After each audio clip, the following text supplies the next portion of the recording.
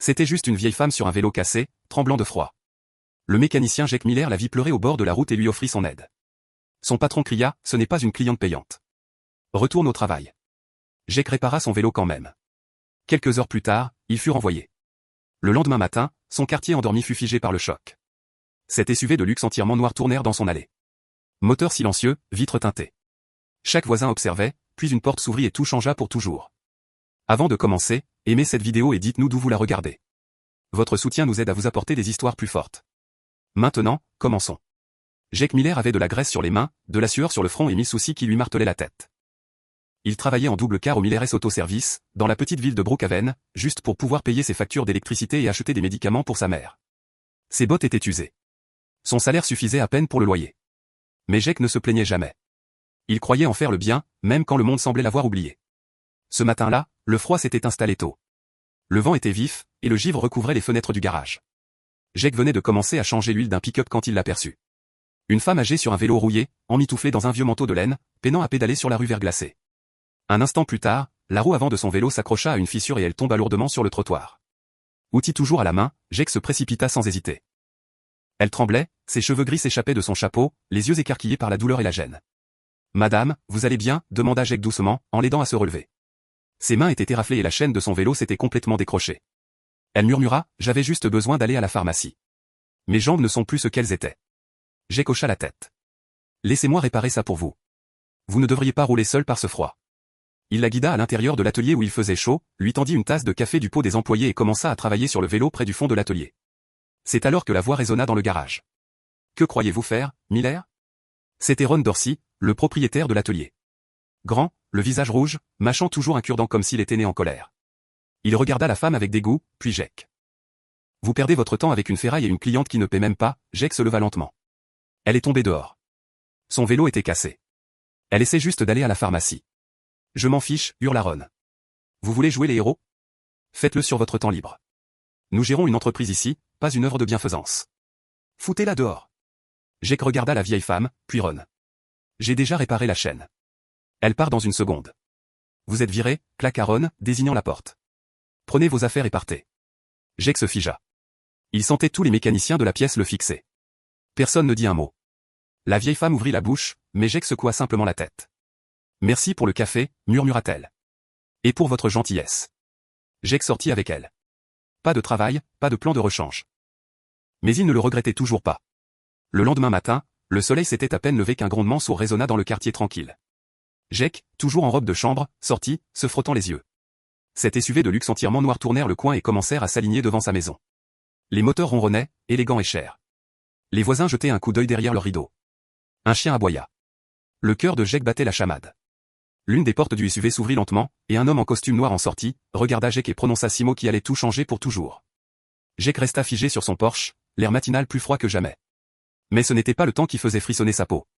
C'était la présence de cet SUV noir, silencieux, impeccable, intimidant, aligné comme une flotte d'ombre devant sa modeste maison.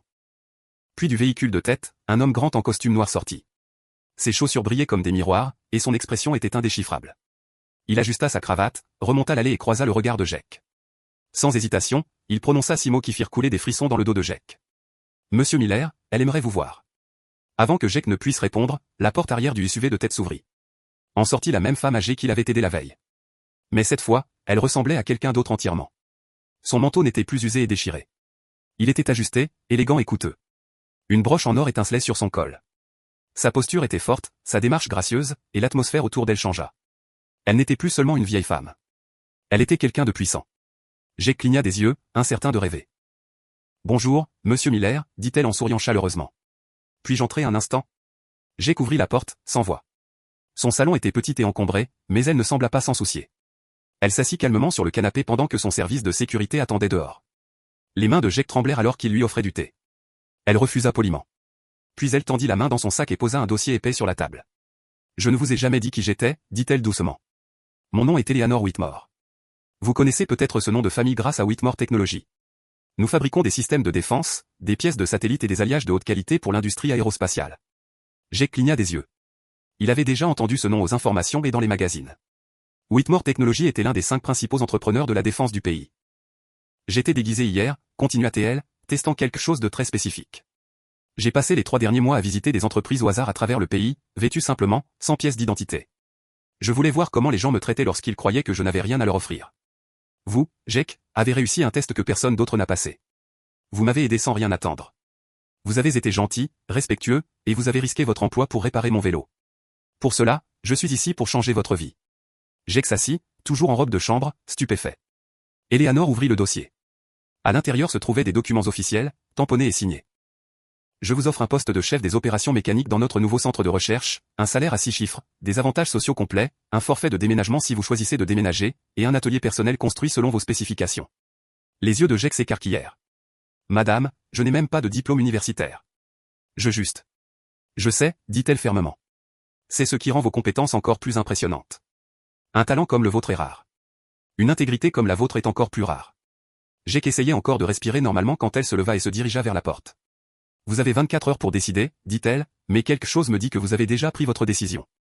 Les SUV attendaient comme des gardiens tandis qu'elle ressortait, laissant Jake stupéfait et sans voix. Son téléphone vibra. Des dizaines de messages de voisins demandant ce qui venait de se passer. L'un d'eux avait même envoyé une photo du convoi de SUV. Jake regarda par la fenêtre. Pour la première fois depuis des années, son monde ne semblait plus si lourd, mais il n'en avait aucune idée. La plus grande surprise était encore à venir. Jake ne dormit presque pas cette nuit-là. Ses pensées tourbillonnaient autour de chaque mot prononcé par Eleanor Whitmore, de chaque moment ayant mené à sa visite, et de chaque détail incroyable de l'offre qu'elle avait déposée sur sa table de cuisine. Il avait relu les documents une douzaine de fois, chaque fois plus stupéfié que la précédente. Un poste de direction, un salaire à 6 chiffres, un atelier personnel entièrement équipé. Rien de tout cela n'avait de sens. Et pourtant, tout était réel. Il pouvait le sentir dans le poids des papiers, la texture de l'enveloppe, la confiance silencieuse dans la voix d'Eleanor. Mais ce qui le bouleversa vraiment, ce n'était pas l'argent. C'était la façon dont elle l'avait regardé, comme s'il comptait, comme si quelqu'un avait enfin vu au-delà de la graisse sur ses mains et de la poussière sur ses bottes. Jake avait passé des années à réparer des moteurs au fond d'un atelier oublié, tandis que des gens comme son patron Mitch le traitaient comme un outil jetable. Mais Eleanor était entrée dans sa vie et en moins de 24 heures, avait bouleversé toute sa réalité. Au lever du soleil, Jake entra dans l'atelier une dernière fois, non pas comme un mécanicien renvoyé, mais comme un homme ayant un choix. Il ramassa sa vieille clé à molette, fixa l'établi où il avait versé des années de sueur et de frustration silencieuse, et murmura « Merci ». Puis il rangea ses quelques outils dans un petit sac rouge et partit. Il n'avait aucune intention d'y retourner. Pas après la façon dont Mitch l'avait humilié, criant devant toute l'équipe, agissant comme si la décence de Jake était un problème. Il n'avait plus besoin du garage de Mitch. En arrivant chez lui, une voiture noire, différente des SUV, était déjà garée dehors. Une femme élégamment vêtue en sortit. Ses yeux étaient cachés derrière des lunettes de soleil de créateur, mais sa démarche était vive et déterminée. Monsieur Miller, dit-elle avec un sourire poli. Je suis Jessica Lann, assistante personnelle de Madame Whitmore. Elle m'a demandé de vous aider à faciliter votre processus d'intégration. Je m'occuperai de la logistique, des formalités administratives et du déménagement si vous décidez d'accepter l'offre. Jake hésita, toujours accablé. Je n'ai jamais travaillé dans un environnement d'entreprise auparavant. Jessica répondit avec fluidité. C'est précisément pourquoi Madame Whitmore croit que vous avez votre place parmi nous. Elle n'embauche pas un CV. Elle embauche une personne. Jessica lui tendit alors une seconde enveloppe. Ceci est un chèque de prime à la signature. Madame Whitmore a demandé que vous ne l'ouvriez que si vous dites oui. Jake le regarda, le cœur battant. Jessica continua. Si vous êtes prêt, je vous conduirai à l'installation afin que vous puissiez voir à quoi pourrait ressembler votre avenir. Jake prit une profonde inspiration, puis hocha la tête. Oui, allons-y, le trajet fut silencieux, mais chaque kilomètre épluchait une couche d'incrédulité. Quand ils arrivèrent, Jake regarda par la fenêtre, émerveillé. Le centre de recherche était immense, futuriste et étincelant sous le soleil matinal. Des murs de verre, des panneaux solaires et des ingénieurs marchant d'un pas rapide et déterminé. Ce n'était pas seulement un travail. C'était un monde qu'il n'avait jamais connu. À l'intérieur, Eleanor l'attendait. Elle le salua comme une vieille amie. Bienvenue, Jake. Vous avez fait le bon choix. Elle le guida à travers l'installation. Laboratoire, bail de conception, bras robotisés assemblant des pièces sur mesure, un garage d'essai avec des machines qu'il n'avait vues que dans des documentaires. Puis elle ouvrit une porte privée. Ceci est votre atelier, dit-elle. Jake entra et eut le souffle coupé. C'était le rêve de tout mécanicien devenu réalité. Des sols polis, des outils flambant neufs, des systèmes de diagnostic, et de l'espace pour construire, créer, inventer. Il se tourna vers Eleanor, sans voix. Le talent mérite le bon environnement, dit-elle doucement. Vous avez réparé le vélo d'une vieille femme comme si c'était un moteur inestimable. Cela m'a dit tout ce que j'avais besoin de savoir. Mais tandis que Jake regardait autour de lui, une chose le taraudait encore. Quelque chose qu'Eleanor n'avait pas encore révélé. Pourquoi lui? Pourquoi maintenant? Et jusqu'où allait réellement cette opportunité? Eleanor se tourna avant de sortir. Demain, vous comprendrez tout. Vous n'avez pas été choisi par hasard. Le lendemain matin, Jake arriva au centre de recherche plus tôt que prévu. Il resta un instant devant le bâtiment, levant les yeux vers l'architecture étincelante, toujours incertain si tout cela était réel ou juste un rêve dont il ne s'était pas encore réveillé. Les portes s'ouvrirent sans un bruit, et il entra, ses bottes résonnant sur le sol poli comme si chaque pas qu'il faisait portait le poids de quelque chose de plus grand que lui. Jessica l'accueillit à la réception. « Bonjour, monsieur Miller. Madame Whitmore vous attend à l'étage. » Il la suivit le long d'un long couloir rempli de photographies encadrées d'inventions, de récompenses et de coupures de journaux. Mais une image attira son attention. C'était une photographie décolorée d'une Eleanor beaucoup plus jeune, debout à côté d'un homme qui lui semblait familier. Des mains usées, des yeux perçants, la même posture fière que Jake voyait tous les jours dans le miroir. Il se pencha plus près. Jessica marqua une pause. « Vous le reconnaissez, n'est-ce pas ?» Jake hocha lentement la tête. « C'est mon grand-père, Thomas Miller. » Jessica sourit. Cette photographie a été prise il y a 42 ans. Il a été le mentor de Madame Whitmore quand elle n'était qu'une adolescente. Jake resta immobile, stupéfait. Son grand-père ne parlait pas beaucoup de son passé. Il avait élevé Jake après le décès de ses parents, lui enseignant la valeur de l'honnêteté, du travail acharné et de l'humilité, mais n'avait jamais mentionné avoir été le mentor d'une future milliardaire. Jessica continua de marcher. « Vous n'avez pas été choisi au hasard. Votre talent a peut-être attiré son attention, mais votre nom a scellé le tout. » Quand Jake entra dans le bureau d'Eleanor, elle se tenait près d'une grande fenêtre donnant sur l'installation. Elle se tourna avec un doux sourire. « Votre grand-père m'a sauvé la vie, Jake. Pas avec de l'argent, pas avec du pouvoir, mais avec de la gentillesse quand je n'avais rien. » Jake écouta en silence. « J'étais une fille de 16 ans qui venait de perdre ses parents. J'étais seule, sans le sou et sans nulle part où aller. J'ai erré dans une casse en pleurant, et votre grand-père m'a trouvé. Il m'a donné à manger. Il m'a donné un endroit où dormir. Mais plus que cela, il m'a donné de la foi. Il m'a dit que j'avais quelque chose de spécial entre les mains. Que si j'apprenais à construire, je pourrais changer le monde. » Les yeux de Jake brûlaient. L'homme qui l'avait élevé n'avait jamais demandé de reconnaissance. Il faisait simplement ce qui était juste. Eleanor continua, « Quand j'ai bâti cette entreprise, j'ai fait une promesse. Un jour, si je trouvais quelqu'un avec ses mains, son cœur et ses yeux, je le lui rendrais. » Elle se dirigea vers une armoire et en sortit une boîte à outils rouge poussiéreuse. Elle la posa sur la table entre eux. « Il me l'a donnée. Je l'ai gardée toutes ces années. Elle vous appartient maintenant. » Jake ouvrit la boîte, les mains tremblantes. À l'intérieur se trouvaient des outils qu'il reconnaissait de son enfance. Des clés, des tournevis, une vieille lampe de poche avec ses initiales gravées sur le manche. Il sentit le poids des souvenirs inonder sa poitrine. « Je n'ai jamais pu le remercier, » murmura Eleanor. « Mais à travers vous, je le peux. » Jake leva les yeux. « Vous l'avez déjà fait, » sourit-elle. « Votre voyage ici ne fait que commencer. Il y a autre chose que je veux vous montrer. » Ils descendirent vers un niveau inférieur sécurisé de l'installation. Les couloirs y étaient plus calmes, plus sombres. Des portes de sécurité scannèrent leur visage avant de se déverrouiller. Finalement, Eleanor s'arrêta devant une épaisse porte d'acier et entra un code. Elle s'ouvrit avec un sifflement. À l'intérieur se trouvait un véhicule massif, différent de tout ce que Jake avait jamais vu. Élégant, aérodynamique, brillant d'une douce lumière bleue. Il ressemblait à un prototype tiré tout droit du futur. Jake s'avança, hypnotisé. « Qu'est-ce que c'est ?» Eleanor répondit doucement. « C'est le projet Horizon. Votre grand-père a aidé à esquisser le premier concept de ce véhicule. C'était son rêve de créer une machine qui pourrait fonctionner éternellement. Énergie propre, zéro émission, matériaux autoréparateurs. Nous l'avons mis de côté il y a des décennies parce que la technologie n'existait pas, mais maintenant elle existe. » Jake se tourna vers elle, le cœur battant. « Vous voulez que je le construise ?» ?»« Non, » dit Eleanor avec un sourire. « Je veux que vous le dirigiez. » Au moment où Jake accepta le défi, un élan de détermination parcourut ses veines. Il n'était plus seulement un mécanicien qui réparait des vélos dans une petite ville. Il était le gardien d'un héritage qui pouvait transformer l'avenir. Chaque outil dans ce laboratoire chuchotait des histoires de persévérance et d'espoir. Chaque plan contenait les rêves d'un homme qui refusait d'abandonner. Même lorsque le monde doutait de lui, la présence d'Eleanor était constante et rassurante. Elle croyait en lui avec une intensité qui le fit croire en lui-même. « Vous ne serez pas seul, » promit-elle. « Je vous soutiendrai. Ensemble, nous donnerons vie au projet Horizon. » Les mains de Jake tremblèrent légèrement alors qu'il tendait la main vers le premier outil. Le poids de la responsabilité était lourd, mais ce n'était rien comparé à la fierté qui gonflait sa poitrine. C'était sa chance de réécrire l'histoire qui avait commencé bien avant lui. Les souvenirs de son grand-père, les difficultés de son propre parcours, et la gentillesse inattendue de cette femme âgée qui avait autrefois changé son destin, tout convergeait en ce moment. Les jours se transformèrent en nuit alors que Jake travaillait sans relâche, assemblant le véhicule avec soin et précision. Il rencontra des obstacles qui semblaient impossibles. Mais il se souvint des leçons de son grand-père. Patience, honnêteté et foi inébranlables. Chaque revers alimentait sa détermination plutôt que de l'atténuer. Le projet devint son battement de cœur, un rythme d'espoir et de courage. Le bruit commença à se répandre discrètement à propos du jeune mécanicien et du véhicule révolutionnaire qu'il construisait. Les gens qui avaient jadis douté de lui le regardaient maintenant avec curiosité et admiration.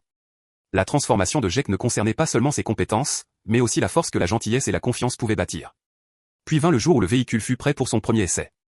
Toute l'équipe se rassembla dans le laboratoire, retenant son souffle tandis que Jake allumait le moteur. Le véhicule s'anima, un son doux et puissant qui remplit la pièce de promesses. Il avança, stable et sûr, comme s'il portait les espoirs de générations. Des larmes montèrent aux yeux de Jake. Ce n'était pas seulement une machine. C'était un symbole de chaque acte de gentillesse, de chaque chance saisie et de chaque rêve qui refusait de mourir. Il savait que ce n'était que le début. Le véritable voyage était devant, mais il était prêt. Eleanor sourit fièrement. Vous avez honoré l'héritage de votre grand-père et l'avez fait vôtre. Le monde ne sera plus jamais le même. Jake regarda l'horizon, ressentant le poids du passé et la promesse de l'avenir. Il avait été viré, jugé et négligé. Pourtant, il se tenait là, au bord de tout changer. La gentillesse qu'il avait montrée ce jour-là, la confiance qu'Eleanor avait placée en lui, et la force qu'il avait trouvée en lui-même l'avaient mené à ce moment. La route à venir était incertaine, mais Jake était certain d'une chose. Il ne cesserait jamais de se battre, de croire et de prouver que le véritable pouvoir réside dans la gentillesse, le courage et la volonté de se relever. Les jours qui suivirent le test réussi du projet Horizon s'apparentèrent à un tourbillon. Les médias commencèrent à s'y intéresser. Jake, autrefois un mécanicien en difficulté, était désormais au centre de l'attention dans une histoire qui touchait les cœurs à travers le pays. Les gens voulaient en savoir plus sur ce jeune homme qui avait osé rêver au-delà de ses circonstances, qui avait été viré mais avait refusé d'abandonner. Son histoire devint un phare d'espoir, la preuve que la gentillesse et la persévérance pouvaient briser toutes les barrières. Le téléphone de Jake n'arrêtait pas de sonner. Des investisseurs, des ingénieurs et des journalistes le contactaient, désireux de soutenir la prochaine phase de son travail. Pourtant, Jake resta ancré dans la réalité. Il se souvenait des jours humbles passés dans l'atelier de son grand-père, des petits actes de gentillesse qui avaient façonné son parcours. Il savait que le succès ne concernait pas seulement les machines ou l'argent. Il s'agissait d'élever les autres et de ne jamais oublier d'où il venait. Un après-midi, alors qu'il se préparait à s'adresser à la foule lors d'une importante conférence technologique, Eleanor l'approcha. « C'est votre moment, dit-elle doucement. Vous avez inspiré plus de gens que vous ne le réalisez. » Jake prit une profonde inspiration, montant sur scène. Les lumières étaient vives. La foule était nombreuse, mais sa concentration était nette. Il parla avec honnêteté et passion, partageant l'histoire du vélo cassé de la vieille dame, du renvoi injuste et de la poursuite incessante d'un rêve. Chaque mot fut accueilli par des applaudissements. Chaque phrase remplie de la vérité crue de son parcours. À la fin de la conférence, un homme en costume sur mesure s'approcha de Jake. Il se présenta comme Marcus Reynolds, PDG d'une entreprise mondiale d'énergie propre. « Votre vision s'aligne parfaitement avec la nôtre, dit Marcus. Nous voulons aider à amener le projet Horizon dans toutes les villes d'Amérique. » Le cœur de Jake se gonfla. La gentillesse inattendue qu'il avait autrefois montrée à une femme âgée avait déclenché une chaîne d'événements qui avait transformé non seulement sa vie, mais aussi celle de nombreuses personnes. Les SUV de luxe qui étaient arrivés chez lui n'étaient pas seulement des symboles de succès. Ils étaient le résultat du courage, de la conviction et du pouvoir d'une bonne action. Ce soir-là, Jake se tenait dehors, regardant le coucher de soleil peindre le ciel avec des couleurs d'espoir. Il savait que la route à venir aurait des défis, mais il était prêt. Il n'était plus le mécanicien qui réparait des vélos en silence. Il était un homme qui avait transformé la gentillesse en force, qui avait accompli l'impossible, et qui inspirerait les générations à venir. Le voyage ne faisait que commencer. Mais Jake était certain d'une chose. La véritable grandeur naissait du courage de se relever après chaque chute et de la volonté d'aider les autres à se relever avec soi.